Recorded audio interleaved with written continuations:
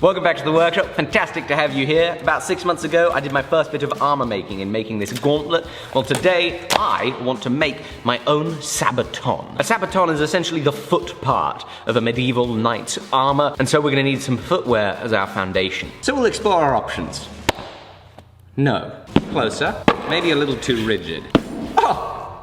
No way, Jamie! That's today's sponsor, Nick's Handmade Boots! When I made this, I had a David Guyton pattern to go off of, which meant that cutting out the pieces was super easy and it all fit together. What I'm gonna do on this is I'm gonna get some tin foil, scrunch it around the boot, so that we can take the 3D shape, cut it out, and expand it into 2D. Hey, Jamie,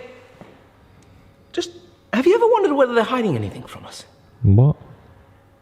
That the Earth is flat.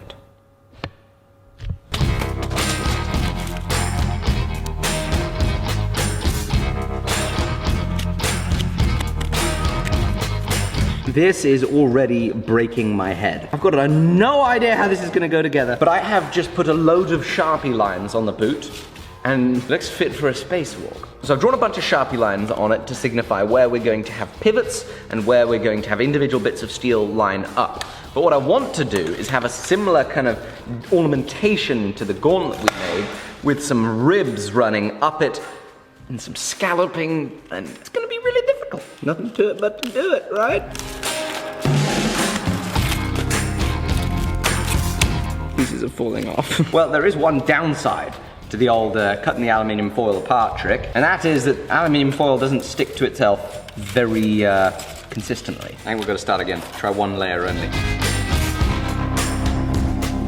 So this worked a lot better, and I achieved it by sticking together 2 layers of tin foil. Over here I've made a plan that shows how the pieces are going to interlock, because some pieces need to be larger than those next to them, and some pieces need to be smaller than those next to them. Now with that, I'm going to take this card, I'm going to trace around the aluminium foil, and then add material where we need to add it, subtract it where we need to, and hopefully have correct templates.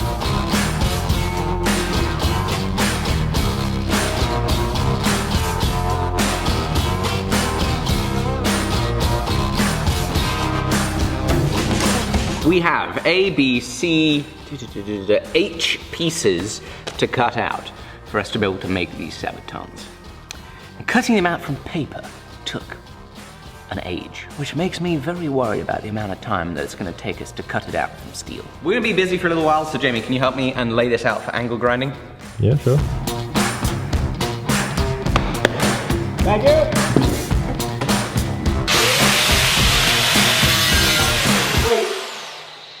What? What the hell is this, Jamie? Angles that need grinding.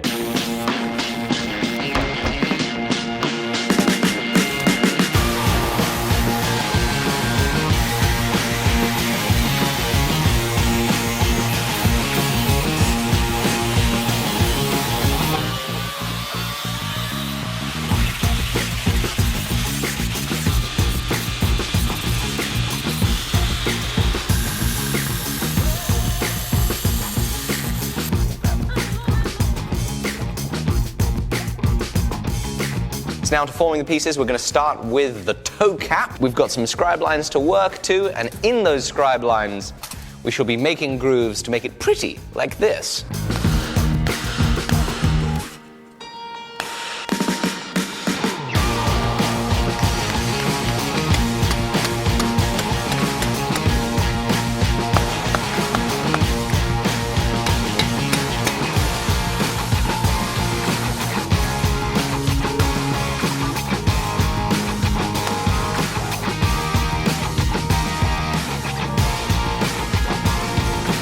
Right, this is very difficult. Turns out when you have to make your own pattern, things don't go quite as easily, and your pattern pieces are not very good. It started off rather swimmingly. I think our first 3 pieces are looking pretty good and are actually about ready for riveting together, pending a few kind of minor tweaks and adjustments. That's an easy fix. What's not an easy fix is how on earth all of this is going to work up here.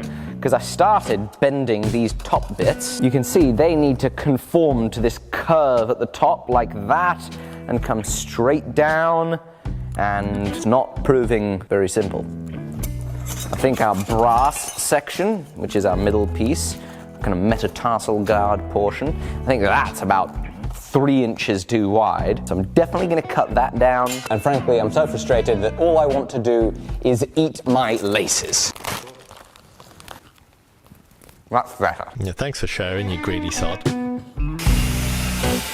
Holy crap. Not to ruin my pessimistic streak, but this is gonna look really freaking cool if I can pull it off. But I think instead of trying to make do with like all these random pieces, what I'm gonna do now is I'm gonna get these all fitting perfectly together, get those profiles sorted out, rivet these together so that we at least have one finished component to build off of for the rest of it. So let's get riveting.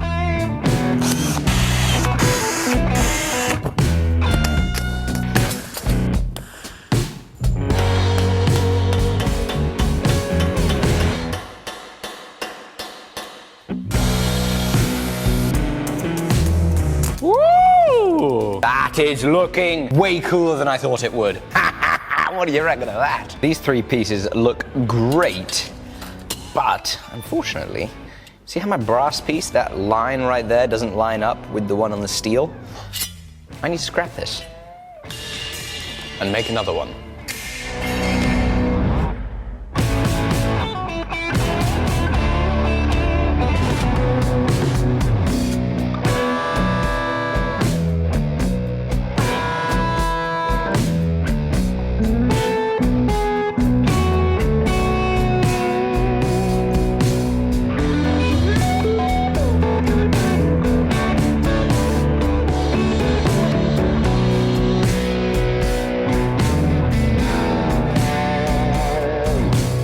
So they're coming together and we are coming down to the wire because I have an hour to get these finished. Now in order for these to be able to go on and off the boots, I'm gonna need this rear section to hinge, and so I'm going to be making a hinge out of leather.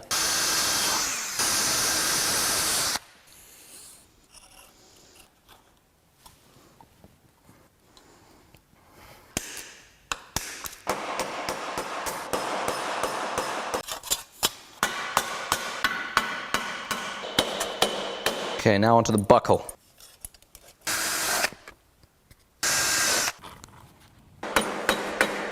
Okay, I'm doing an absolutely awful job of craftsmanship here. So while I try and fix this buckle arrangement on this boot and get it to actually close properly, I want to show you guys a little flashback to last year when Will actually visited the Nix Boots factory in Spokane, Washington, so you guys can see how they use actual craftsmanship to make a hell of a good boot.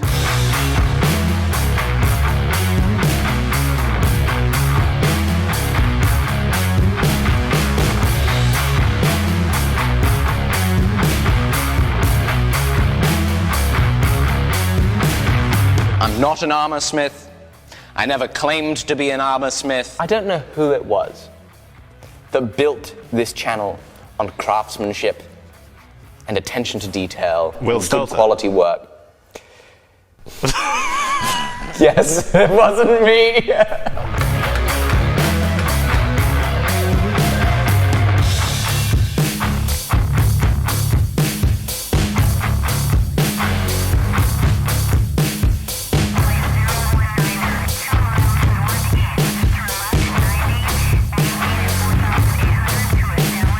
Now, my armor-making craftsmanship is quite poor, but they walk. They're actually quite flexible, and I can hardly tell that I've got the steel on my right foot. But what we've really got to do now is put them to the test and see what my feet can withstand now that they are armored. We'll work our way up with regular workshop dropping hazards.